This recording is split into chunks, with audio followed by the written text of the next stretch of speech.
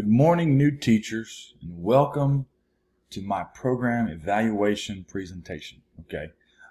You guys are a few new of our ag teachers in the county. Some of you guys are at the high school, some are at the middle school. The evaluation process will be the same for both of you though, What I'm going to briefly explain today is how to access your TEKS standards, how to go through the standards based on the Infinite Campus links that you have provided for you, and show you where you can find the fact sheets to answer those questions, I'm briefly going to explain the 10 standards of TEKS, and I'll take us into your program evaluation or your program of work for ag education. You guys, some of you are on extended year and extended day, and the Department of Education needs to make sure that their money is going to a place where the teacher is working and doing as they say they are. All right. So, if you will, follow with me. You guys will be first in your Infinite Campus, First and foremost, you have these tools in your Infinite Campus, and you will click on the SLDS, Statewide Longitudinal Data System, all right? Upon entering this, you'll be redirected, and you'll have a tab called TEKS. As you click on TEKS, you will have a Effectiveness System, Teacher Keys Effectiveness System 2021 for the year you've begun. Clicking on this opens up your personal page, You have orientation, familiarization, things like that. For the time being, we're just going to go into the familiarization plan. You see, you have a full plan, which means you will be observed the full amount for the year since you are a new teacher.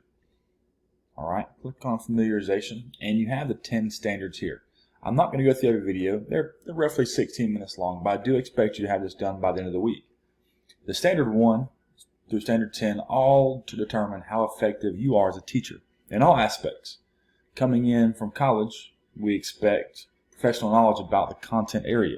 I'm not saying you need to be perfect right away, but knowing pedagogical knowledge based on your particular content area is crucial in developing student trust, so they understand that you are a certified and fit teacher to teach them, and that you are providing a sound education to those students, Standard number 2 talks about instructional planning. Yes, sometimes this comes after hours. This is not something that can be done a day of a class. So, and then an instructor and an advisor, usually an administrator, will come in to see how well you're planned. Usually they can tell by how the class is going, checking lesson plans, things of that nature, Next, administrators also check how you are delivering education. What are you doing for instruction? Are you sitting behind the desk allowing them to work from the book? Are you being engaging? How are you using those particular strategies to better serve your students?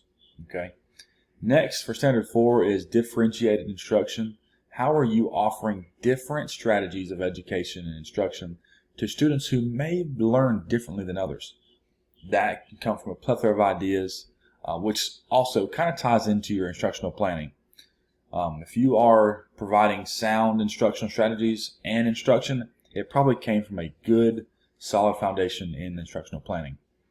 Next, you will go into the assessment. If you are teaching your students very well, the assessment strategies should follow a line right with that.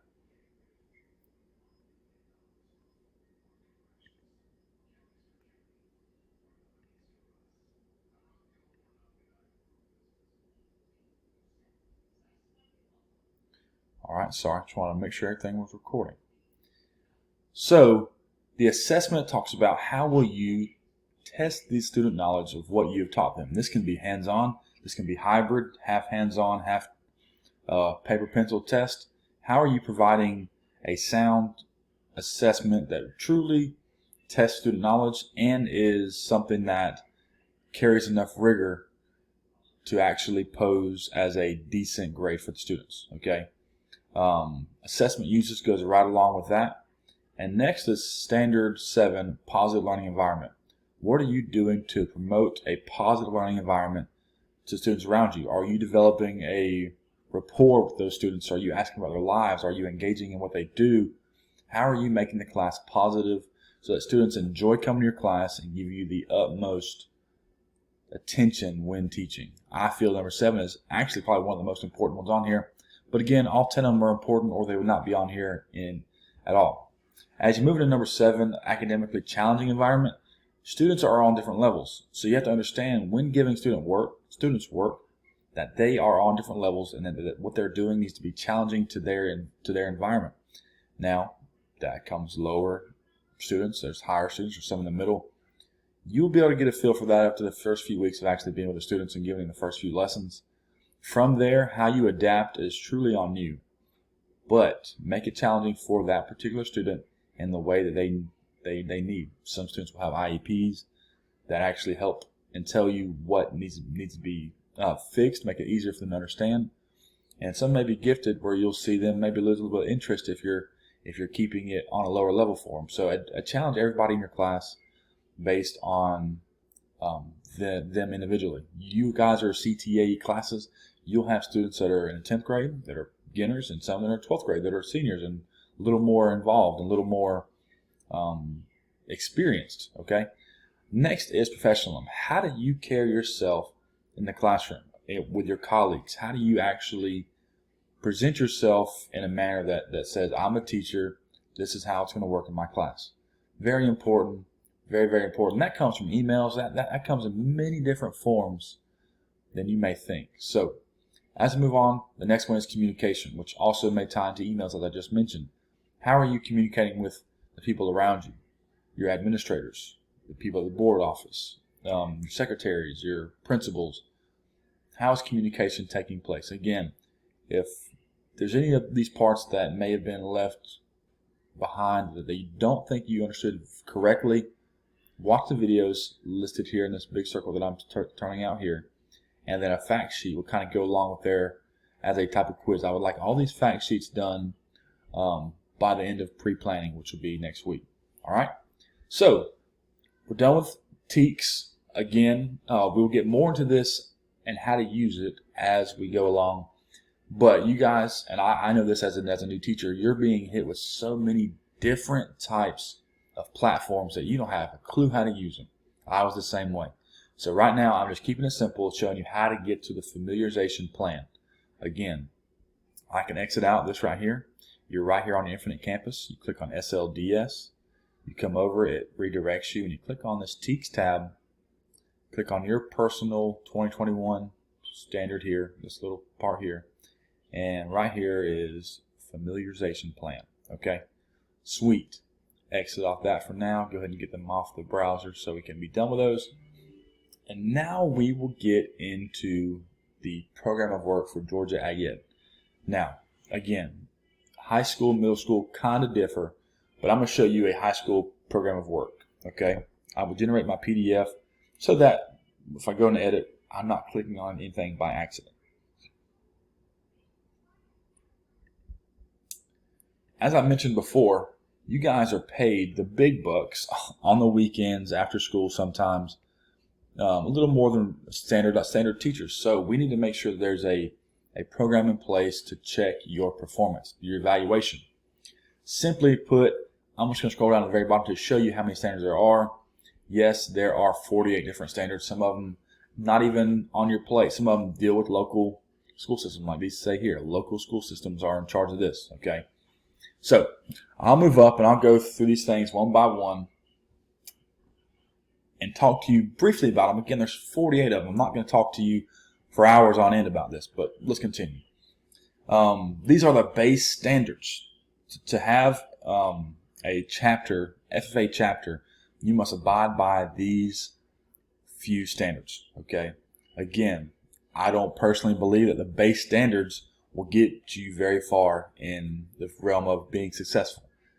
But there has to be something in place to meet the bare minimum requirements. So we'll go from there. All right. You have a valid teaching certificate. Yes, you would not be here if you did not have one. Okay. Teacher does not have any school duties or responsibilities that conflict with FFA or SAE activities. That is something that you would talk with your administrators about. Make sure that no duties come up that inhibits you from working. You are paid after school 1 hour a day to work in FFA, SAE, FFA program as a whole, anything that involves that type of duties, okay? You're not supposed to work in athletics, administrative duties, things like that. You have a job, and that's what you're getting paid for, okay? You will comply with the creed. Every new teacher in Georgia gets a creed at the summer conference, the GVATA conference. So abide by that, okay? Number 4, teachers will be actively involved in the professional teacher organization, GVATA. Yes, Georgia Vocational Ag Teacher Association. This is where we meet as professionals to discuss problems in our own lives, and not lives personally, but our own chapters, our regions, and how do we better ourselves as a Georgia team of ag educators. Okay. You will attend all area meetings, which there's not many of them. There's one in the summer, one in the fall, one in the winter, one in the spring. To give a quick checkup, you meet briefly to give updates. Things may change, dates may change. You may, as a new teacher, you may need to be actually, as a new teacher, you'll probably have to be there about an hour earlier to discuss anything that you need to discuss with the higher ups of the South region or North region or Central region, with the area teachers, so that you guys can make sure that what you're doing is very effective and is being done properly. Okay. You will obviously meet at the GVATA summer conference and midwinter conference, which is number 6 and 7. You have to be there. It's a part of your POW, unless there's a circumstance which a family member is in trouble or something along those lines where it's super important not to be there, but you have to have a particular reason. Okay. For number 8, the teacher will conduct 2 advisory committee meetings, one in the spring, one in the fall. You have a list a minimum of 7 members. These are people from your community. And it's very easy to kind of keep your program on track as far as what should you guys be doing in your classrooms to produce a strong workforce, okay? For 8A and 8B, proposed advisory meeting locations, which is typically in an ag room, or it is and list advisory committee members, name, title, occupation, minimum of 7, okay? Again, obviously say no because I have not been evaluated yet, but I have checked yes because that will take place this year. You will submit monthly reports on the 10th of the very next month that you just completed. So if you just completed September, you will turn your monthly reports in for September in October on the 10th. Okay, that's the latest they can be turned in. I strongly recommend being done each day. Do one a day. Keep that rhythm going and not falling behind, because when you get behind, it's hard to remember what you did. It's oftentimes students, new teachers, fall in the habit of lying on their POW. Lying on their monthly reports. So make sure that when you do it, you put it in right away so it's fresh in your mind and you never fall behind. Okay. You will follow a minimum of 1 PLU C-term class per year. That can be based on your content area, horticulture, ag mechanics, livestock, forestry, animals, or wildlife, whatever, what have you. You need to go to 1, which they're offered yearly. Just check the C-term website, and I will, as an administrator, I will get you your login for that. Okay. It's moving slow right here.